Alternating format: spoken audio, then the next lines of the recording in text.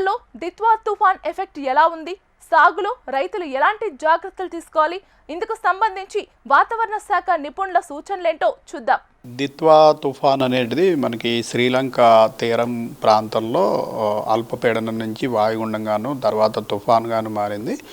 ఆ తర్వాత అది ఇంచుమించు కోస్ట్కి దగ్గరలో కోస్ట్కి ఆనుకుని పైకి మనకి ఉత్తర దిశగా ప్రయాణం చేస్తుండగా గ్రాడ్యువల్గా మనకి అప్పర్ లాటిట్యూడ్స్లో అంటే కిందన శ్రీలంక ప్రాంతంలో అది తీవ్రంగానే ఉండింది. శ్రీలంకలో కొంత మరణాలు కూడా సంభవించాయి దానివల్ల.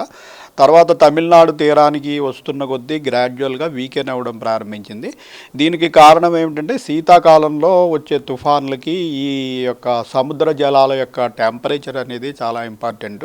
ఈ ట్రాపికల్ సైక్లోన్స్ హీట్ పొటెన్షియల్ అన్న దానివల్ల అవి బాగా తీవ్రం కావటం కానీ లేదా బలహీనపడటం కానీ జరుగుతూ ఉంటుంది.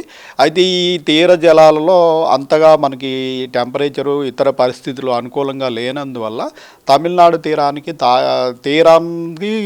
దూరంగానే పోతున్నప్పటికీ గ్రాడ్యువల్గా వీకెన్ అవుతూ ఈరోజు ఉదయానికి అది సైక్లోన్ స్థాయి నుంచి ఒక స్థాయి దిగువకి వెళ్ళిపోయి వాయుగుండంగా మారింది.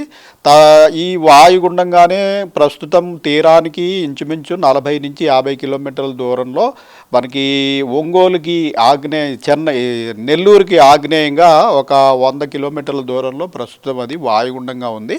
ఈ సాయంత్రానికి మరింత బలహీనపడి అల్పపీడనంగా కూడా మారే అవకాశం ఉందండి. సో ప్రజెంట్ అల్పపీడనంగా మారినటువంటి సిచ్యువేషన్లో రాష్ట్రానికి ఏమైనా వర్ష సూచన ఉందా సార్? ఇంకా ఇది తుఫాన్గా కనుక మనకి తీరాన్ని దాటినట్టయితే మనకి తెలంగాణలో కూడా కొన్ని ప్రాంతాల్లో వర్షం పడే అవకాశం ఉందని యాక్చువల్గా నిన్న మనము కొన్ని దక్షిణ జిల్లాలకి హెవీ రెయిన్ఫాల్ వార్నింగ్ పెట్టడం జరిగింది. అయితే అది తీరంలోనే ఇది బాగా వీకెన్ అయిపోతున్నందువల్ల ఇక పెద్దగా వార్నింగ్స్ ఏమీ లేవు. అయితే ఇది లో ప్రెషరు వాయుగుండంగా ఉన్నందున మనకి కొంత తేమగాళ్ళు అనేవి 1-2 రోజులు మనకి తెలంగాణ భూభాగం మీదకి ప్రవేశించే అవకాశం ఉంది. దీనివల్ల మనకి కొన్ని దక్షిణ జిల్లాల్లో ముఖ్యంగా ఖమ్మము, ఇటు నల్గొండ, సూర్యాపేట, నాగర్ కర్నూలు ఈ ప్రాంతంలో కొద్దిపాటి లైట్ రెయిన్స్కి ఈరోజు రేపు అవకాశం ఉంది. తదుపరి ఈ సిస్టమ్ పూర్తిగా వీకెన్ అయిపోయిన తర్వాత అప్పుడు మళ్ళీ మనకి విండ్ ప్యాటర్న్ మారుతుంది.